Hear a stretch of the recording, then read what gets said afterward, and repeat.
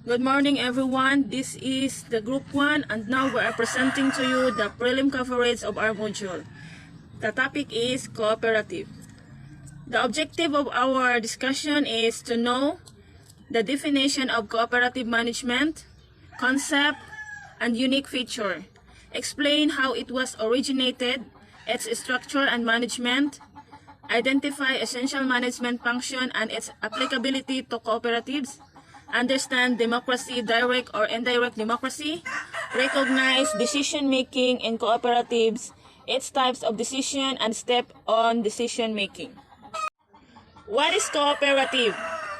A cooperative is a member-owned financial institution that is formed the goal of meeting the social, economic, and cultural needs of the members. A cooperative should be made up of at least 5 members and its members enjoy equal voting rights regardless of the member shares they own.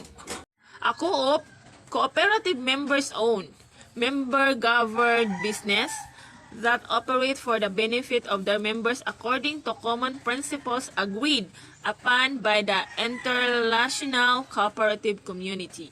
Examples of cooperative we found in our society is about agricultural cooperatives, electric cooperatives, retail cooperative, housing cooperatives, and credit unions. The unique characteristic required for an enterprise.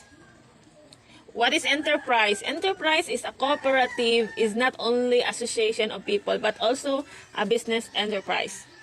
The characteristic required for an enterprise are the following: autonomous, voluntarism, common needs, ownership, democratic control, and enterprise. So, autonomous, independence, and organization of an enterprise. Voluntarism, open membership. Common needs, people come together to fulfill a mutual need. Ownership, members are owners, not merely customers or workers of the enterprise, and should invest wisely for its growth. The democratic control, each member is given a single vote regardless of contribution or wealth. As it written in our module also, it was discussed or write-up is different types of cooperatives. So there is consumer, producer, workers, multi-stakeholders. So consumer is consume customers who buy goods or services from the cooperative. So it means the person who buy the services are consumer. Producer, owned by producer of commodities or crops who have joined forces and market their product. So producer, they produce the product. They are the what is this? The product come from that institution or a group. So they are the producer. Example of producers are what is this? The root crops, yung nagbebenta ng seedling, yung manufacturer ng isang product, yun ang mga producer. So sila yung nagpo-produce. Sila yung merong tinatawag na manpower. May capital, may manpower, that is the production, that is the producer. Sila yung provider. Worker, owned by democratically governed by employees who become co-op members. So, worker. Example of this are group of engineers, workers, group of attorneys. So, restaurant workers. So, when we say worker, democratically governed by the employees who become co-op members. So, some co-op here in community, they are the members of cooperative and they are also the workers. They are the manager, they are the seller, they are the consumer. So it is very easy for us to understand what is cooperative because it is a group of people from at least 5 or 6 members, depende kung ilan yung kaya nilang i-put up na invest na pera. Then they are the user, they are the consumer, they are the one who produce the product, and they are the one also who sell the products to the community.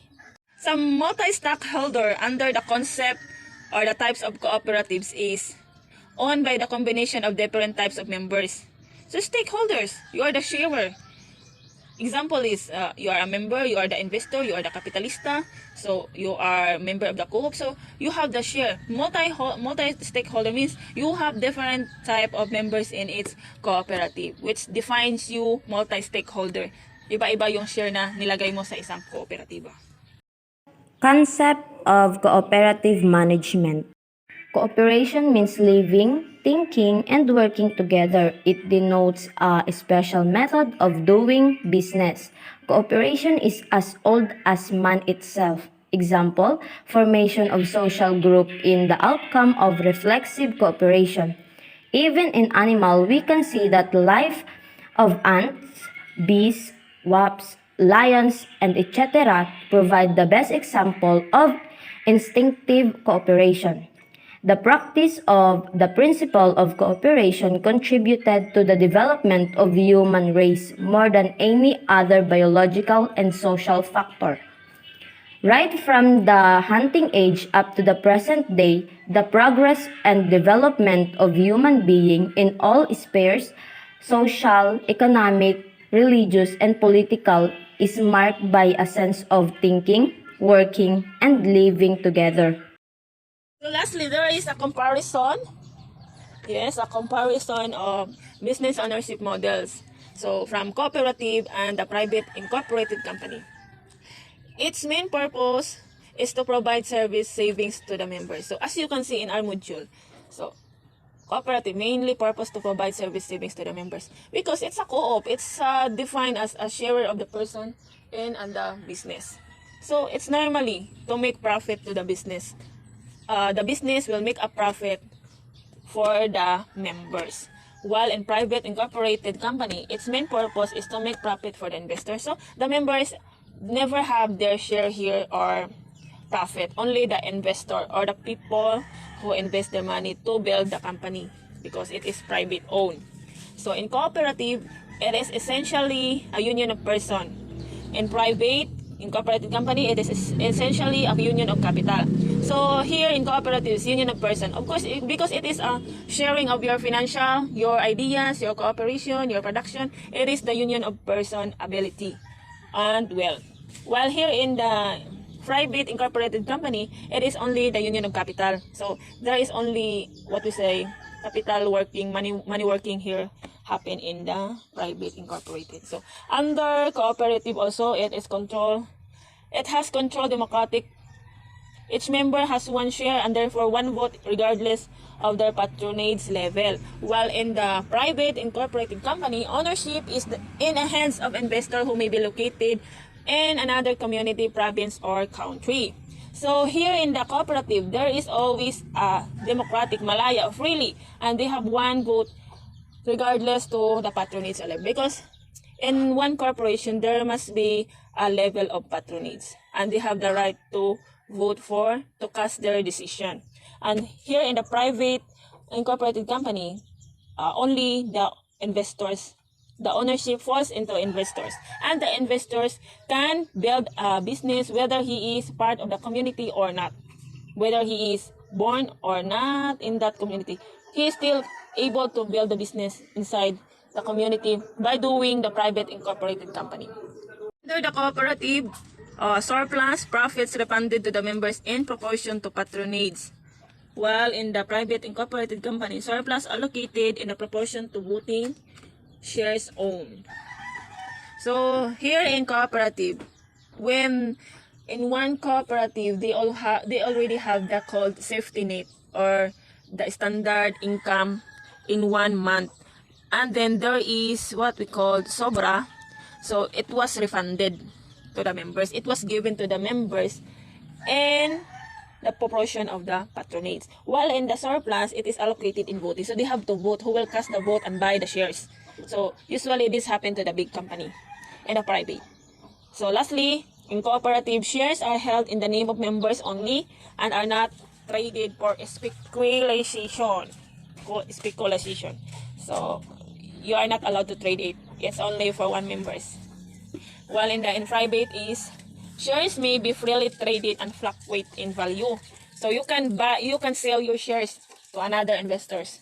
That is how a private incorporated works. So there, as you can say, many of the investors sells their stockholders to another stockholders to gain more profit, or they can fluctuate the value.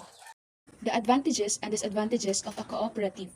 And advantages, first, owned and controlled by its members. Meaning, since the members are also owners, Cooperatives allow people to take control of their economic future, overseeing policies and making decisions for the cooperative, and process boosting productivity, harnessing innovation, and giving them a stake. Second, democratic control. One member, one vote. Cooperatives are democratic organizations controlled by their members who actively participate in setting their policies and making decisions. All members have an equal voting rights at cooperative general meetings and in elections for the committee that appoints the manager and oversees the running of the cooperative. In general, it is based on the principle of one man, one vote. All members have equal rights and can have a voice in its management. Third, limited liability. Limited liability means that owners of a corporation or members of a cooperative are not personally responsible for the debts the company incurs.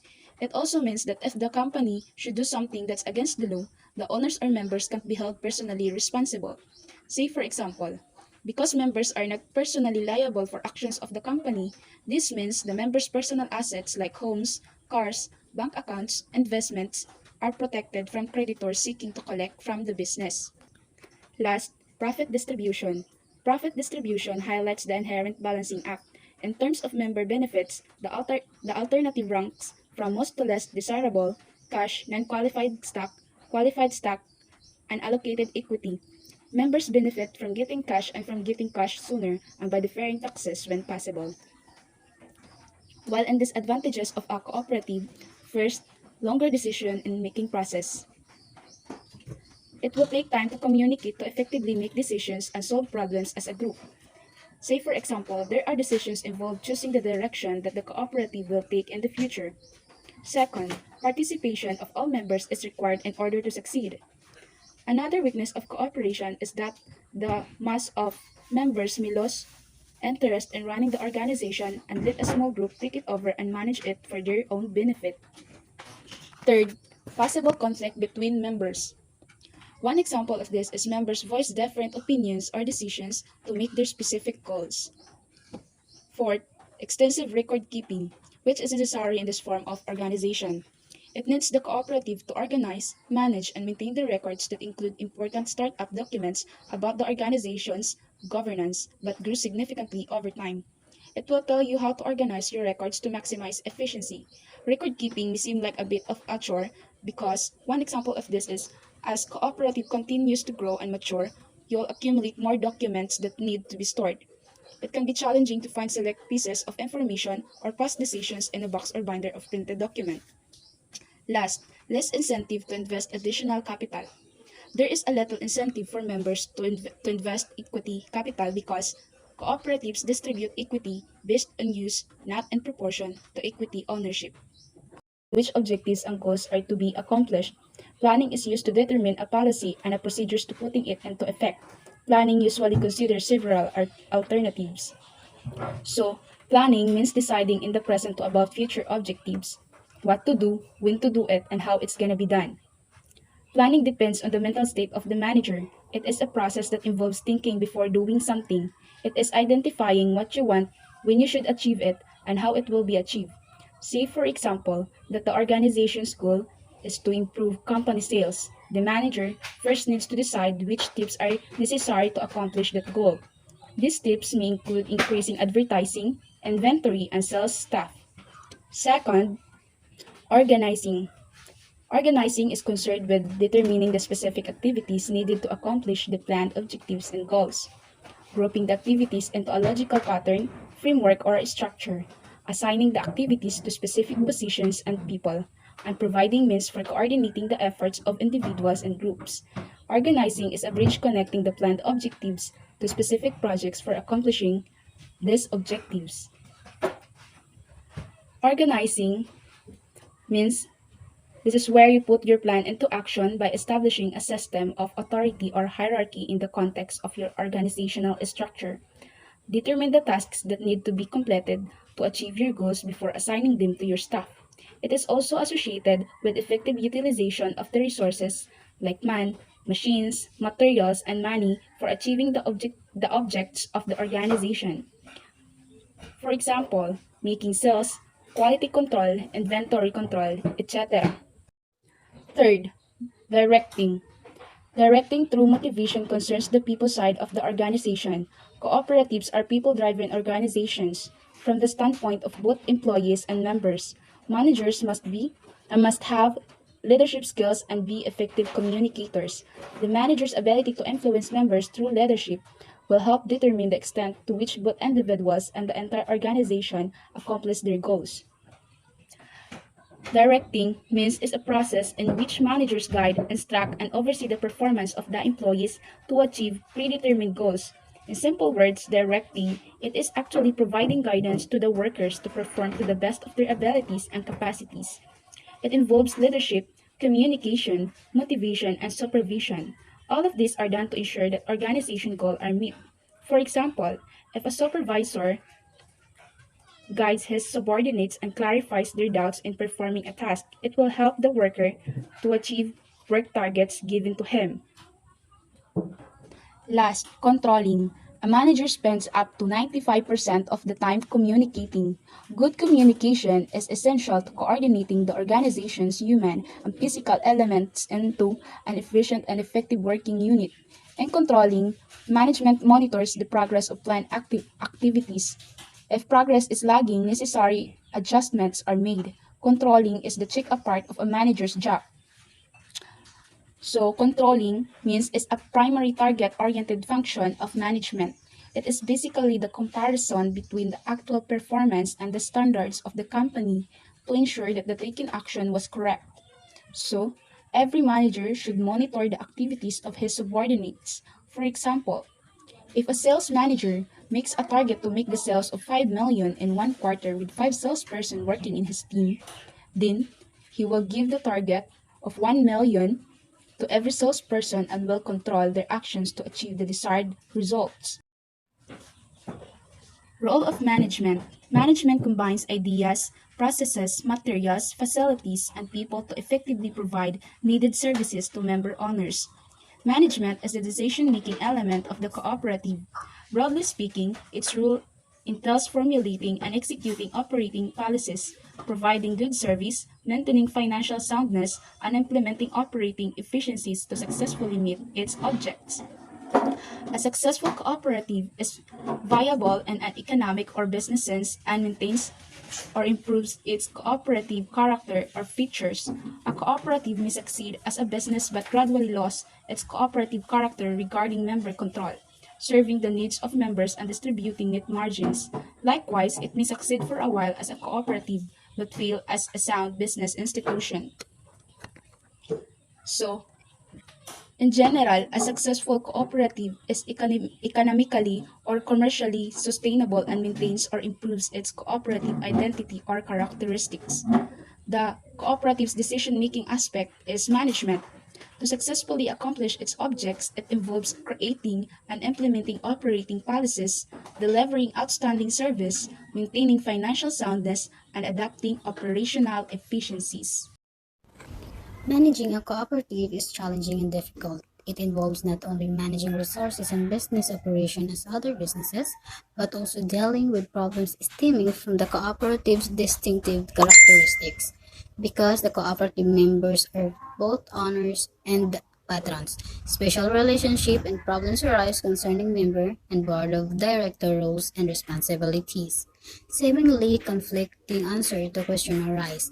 What is the difference in managing a cooperative from any other type of business? The answer can range from all the difference in the world to none at all. Managing a cooperative is different from other types of business as decision-making techniques are identical, but the cooperative's objectives are different. Therefore, the manager's conclusion will be different. In managing a cooperative, it is natural to have a problem because the manager needs to build the necessary rules and resources to organize its operation. And since each member of a cooperative are both owners, it is also possible to have an exchange of ideas where they express their different opinions on achieving their goals. So this is also one of the possible problems in managing a cooperative because there is a conflict between them. Cooperative principles and objectives present in a distinctly different managerial premise. That premise is revealed in more detail through the following perspectives an executive must acquire to be good cooperative manager. First, adjusting decision making to be a business where the customers are also the owner. It means that the manager of a marketing cooperative needs to understand why the cooperative is often obliged to take all the members' product and try to find a market for them.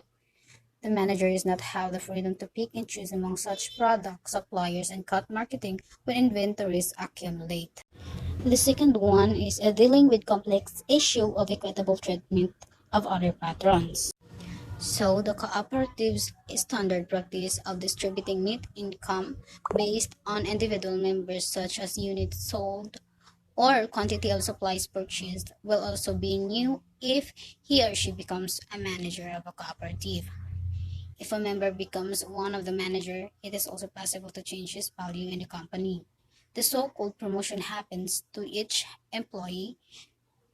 Because of this, there are also a change of distribution in income as well as the rules that will be held. However, this causes the issue of having equal treatment of any member within a cooperative also becomes complicated. The third is working in a service-oriented organization is a spotlighted atmosphere. This means that the manager of the typical cooperative will know that this is formed by members to provide the necessary marketing service or service delivery or both.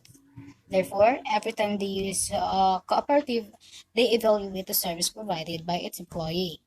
The last perspective is cooperatives have unique management implication of business ownership and control. Managers perform under the influence of various motivational factors, which pay, power, prestige, and a place in history. A business executive or investor focused managing looking for a company to control through exceptional performance, political manipulation, or finally ownership will be shocked if the company is a cooperative. Resources to manage. Like any other business, three major types of resources must be managed in a cooperative, which is the people, capital, and facilities. So what is people? The most important resource in a cooperative is people. The success of all pieces of the business depends on the competent personnel working together smoothly and efficiently. In 1994 study conducted by Janice Drisbach, Ohio State University, cooperative managers said training was important in areas of improving customer relations, educating members about the cooperative way of doing business, working effectively with a board of directors, identifying member needs. Therefore, building a cooperative cannot be successful and effective without people's involvement because they are the one who think or plan and create ways to make a business. People also enriches the methods and strategies by which a cooperative becomes complete through proper and effective people's work. Capital. Financial management involves 1. Considering funds available and source of additional capital. 2. Allocating funds among assets to be financed. And 3. Ensuring that all aspects of financing are dealt with in a manner consistent with sound business practices and cooperative principles. Why capital is necessary to manage in a cooperative? It is because they determine the terms and conditions attached. For example, share capital which can generally be withdrawn by the member owner only upon leaving the cooperative. Cooperative capital generally came from either member by way of sharing capital or retained earnings receivers. However, withdrawable share capital within limit exemption is not always sufficient to meet the capital demands of a cooperative business.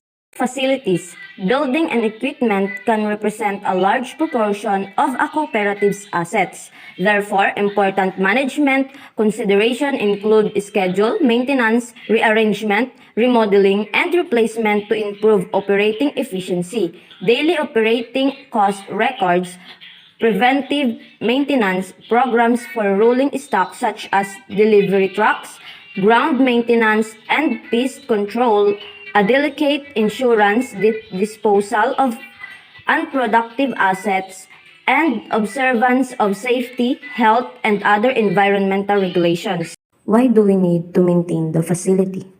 It is because a well-maintained facility creates a safe working environment, reduce energy output costs, and make all business function run smoothly and efficiently. What is democracy? Democracy is a form of government in which all eligible citizens participate equally, either directly or through elected representatives, in the proposal, development, and creation of laws. It encompasses social, economic, and cultural conditions that enable the free and equal practice of political self-determination. Cooperative are democratic organizations controlled by their members who actively participate in setting their policies and making decisions. Men and women serving as elected representatives are accountable to the membership. For example, in one cooperative, all member has an equal voting right, one member equal to one vote. It's like election, we have only one voting power to choose who will be the president of our country. That is how democracy in the cooperative. Direct democracy is the form of government in which people directly participate in the affairs of the state. In this system, public opinion is expressed directly in assemblies meeting. All the adult citizens have the right to participate in the meetings of the assembly, where all the law are passed, taxes are assessed, and appointments to execute. The decisions taken in the assembly are made. Since this system is possible only in those states where the population is small, and it is possible for all the citizens to participate directly in the affairs of the state. Nowadays, this system exists only in a few cantons of Switzerland, some states in USA. Direct democracy or pure democracy is a form of democracy in which the electorate decide on the policy initiative without legislative representative as proxies. What is the difference between democracy and direct democracy? In direct democracy, people decide on policies without any intermediary or representative, whereas in a democracy, people vote for representative who then enact policy initiatives. Indirect democracy. Since the modern states are much larger in size and population, it is not possible for all the citizens to participate directly in the affairs of the state. Indirect democracy has been established in almost all the modern states. Under this system, people elect their representatives for a period to run the administration. If they do not work according to the wishes of the people and for their welfare, they are changed to the time of next election. People do not directly take part in the affairs of the state. They elect their representatives who conduct the affairs of the state. Indirect democracy exists in India, England, USA, and France, etc. So, ang indirect democracy kay ang mga tao na hindi direktang nakakalaok sa mga gawain ng Estado dahil sa laki ng ating modernong Estado at sa populasyon. Ang indirect democracy kay naitatag sa halos lahat ng modernong Estado. Sa kailanimang sistemang ito, ang mga tao kay nag-elect ng ilang mga kinatawan para sa ilang panahon na magpapatakbo ng administrasyon. Pag walay mga eleksyon ang mahitabo ayon sa kagustuhan ng mga tao at para sa kanilang kapakanan, posibleng ito ay binago ang oras sa susunod na halalan ng eleksyon. Ang mga tao ay hindi direktang nakikibahagi sa mga gawain ng Estado. Inihalal nila ang kanilang mga kinatawan na nagsasagawa ng mga gawain ng Estado. Ang indirect democracy ay umiiral sa India, England, USA at France. Democracy in cooperatives. Aside from the public sphere, similar democratic principles and mechanism of voting and presentation have been used to govern other kinds of groups. Many non-governmental organizations decide policy and leadership by voting. Most trade unions and cooperatives are governed by democratic elections. Corporations are controlled by shareholders on the principle of one share, one vote. Cooperatives are democratic enterprises where both ownership and decision-making power are democratically shared. As a result, they keep money and power in the hands of the community. Each member has a share of the organization which makes them co-owners of the cooperative.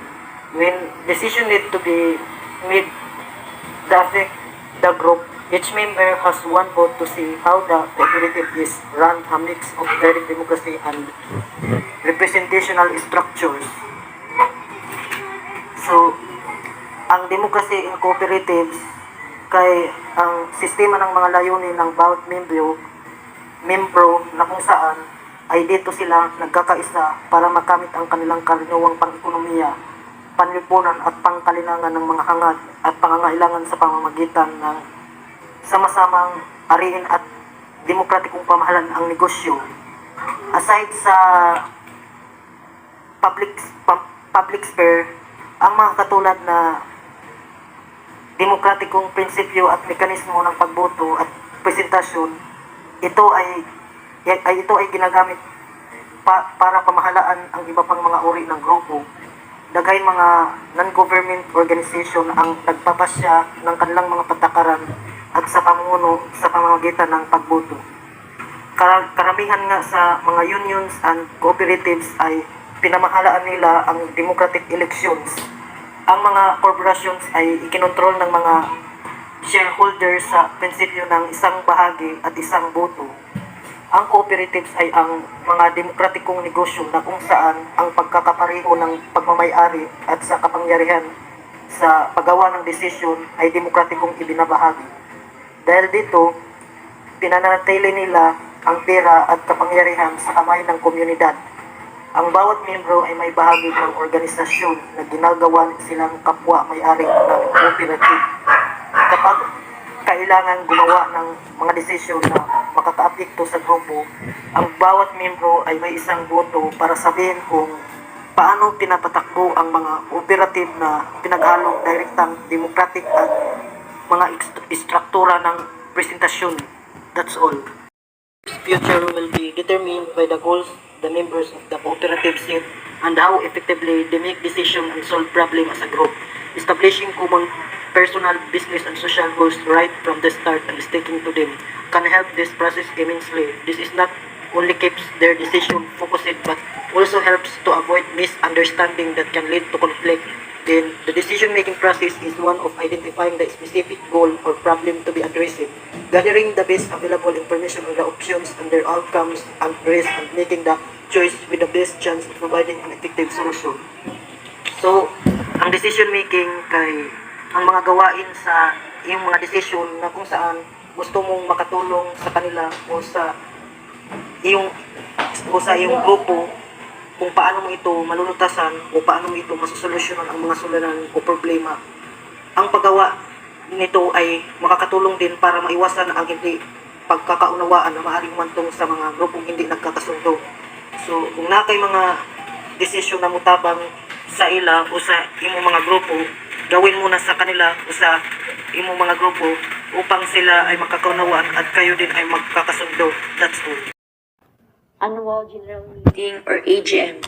Number 1, the Board of Directors refer to membership, reviewing the past business years and the year's financial statements. Number 2, the Board seek approval of its recommendation for surplus allocation. Number 3, the business plan and the budget for the coming year are presented for discussion and approval. Number 4, an auditor is appointed. Number 5, membership elects its new board.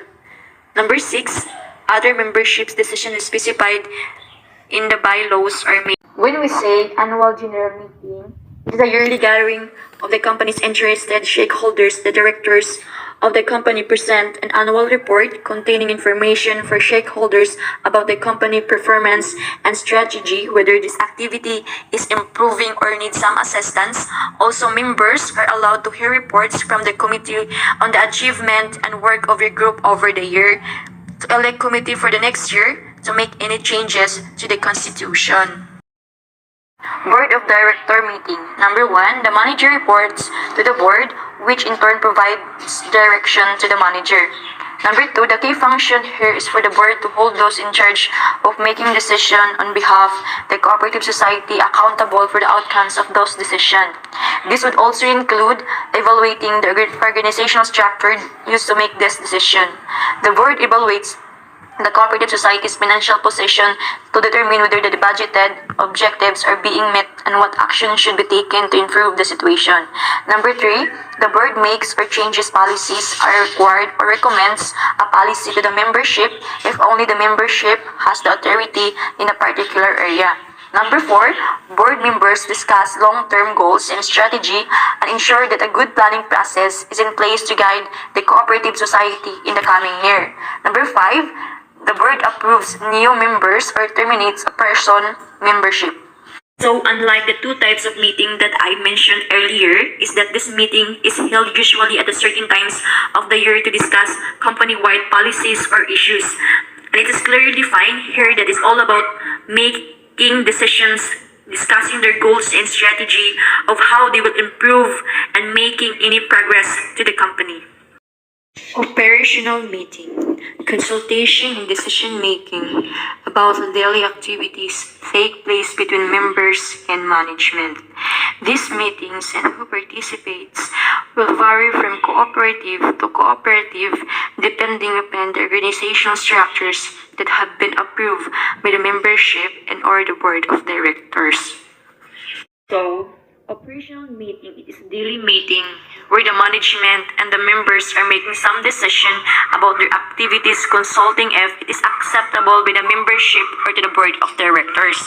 Because not all the time that you made some activities would be automatically accepted, but you have to demonstrate first or share it to the other participants so that if they have suggestions or concerns, they can help you, or if that activity would harm your company that perhaps of the majority of the participants would not possibly accept your project. Committees. Sometimes committees are appointed to research issues and make recommendations to help the board. Membership or management makes decisions. These committees may be standing committees such as finance committee or maybe ad hoc committees set up to simply address one specific issue. The bylaws may create an executive committee to be appointed by the board of directors with such powers and duties as may be delegated to it in the bylaws or a majority vote of all the members of the board of directors. The democratic structure of the cooperative. Within the cooperatives, specific decisions are in the hands of the General Assembly. The Co-ops Acts provide a foundation for this authority by the law. However, the Co-ops bylaws may also provide that specific policy decisions, such as wage rates, and require approval by the members' meeting. Importantly, the bylaws of the co-op, which regulate the life of the cooperative, must be approved by the members and can only be changed by a meeting of the members. One of the key legal responsibilities of the members is to elect the board of directors of the co-op. The bylaws will specify the numbers of directors, their qualification and length of terms. Directors by law are responsible for the affairs of the cooperative. Their duty is always to make decisions in the best interest of the co-op. The directors, once elected, in turn elected other officers like president, vice president, secretary, and treasurer. These officers of the cooperative society will have specific duties outlined in the bylaws. The small co-ops members often serve in more than one capacity, and often all members are also directors. Good collective decisions require well-researched information and good communications between the board of directors, manager, and membership. Cooperative societies may operate democratically, but you can't stop in the middle of the workday to discuss every decision which must be made. The directors are responsible to ensure that an effective operational structure is in the place that it is supported by the members. This may take form depending upon the desires of the members and on the type of enterprise that the cooperative society operates. Types of general meeting is an annual general meeting, An annual general meeting convenes once a year on a date fixed by the bylaws of the cooperative but not later than 3 months after the end of the financial year. The annual general meeting happens once a year at hindi lalagpas sa 3 buwan after the end of the financial year. Second, the annual general meeting will assess all aspects of the previous year's activities from the reports of the President, the Secretary General, the Treasurer, the Audit Control, and that of the Control Committee. They will examine, approve, or adjust elements and give or refuse the cooperative's authorities the final confirmation. Sa meeting na ito ay marami silang pag-uusapan like the reports of the previous year's activities from the President, the Secretary General, the Treasurer, the Audit Control, and the Control of Committee. Pag-uusapan din nila ang pag-approve or adjust the elements and give o kaya i-refuse o tanggihan ang pagkasunduan. Will approve the financial, social, and development plans for the following year.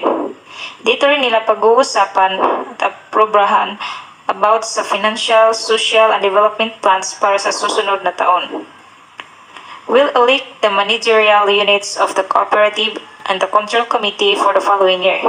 Mag-elect din sila ng new set of managerial units of the cooperative and the control committee para sa susunod na taon.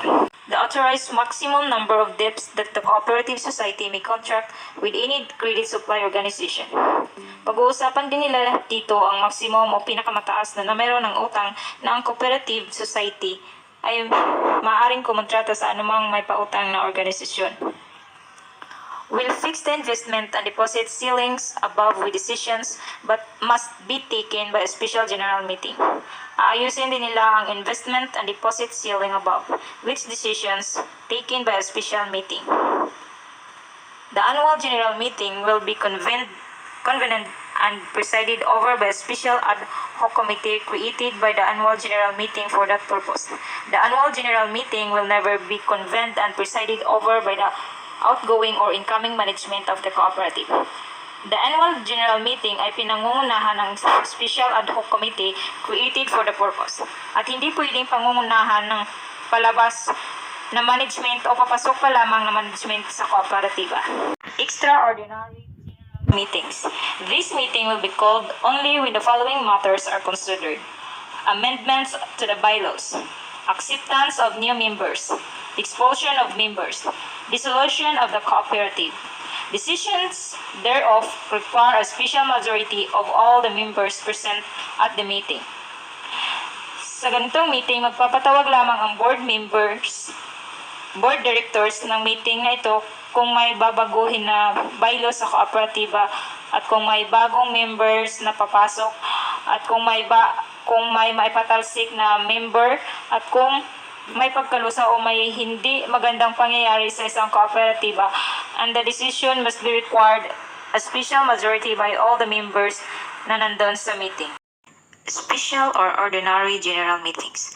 This meeting may be called at any time during the year whenever necessary. It may be summoned at the insistence of the management committee, the audit or the control committee, the register of cooperatives, or at the request of at least 10% of all the members of the cooperative. This meeting will be called anytime. Pwedeng magpatawag ng isang meeting ang board of directors if necessary. Mangyayaring magpatawag ng ganitong meeting ang board of directors if magpupumilit ang management committee, the audit or the control committee, the register of cooperative o kaya may at least 10% of all the members request to have a meeting like this. Like, the manager will conduct a meeting to his or her staff dahil may konting problema sa kanilang management. Like for example, may project sila na dapat ay bukas na ma-present and napansin ito ng manager na may kulang pa.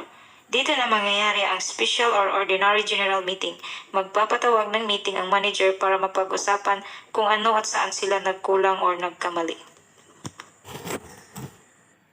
Conditions pertaining for all general meetings regardless of type. Number 1. A general meeting may be convened only when a quorum is present. Conditions pertaining for all general meetings regardless of type.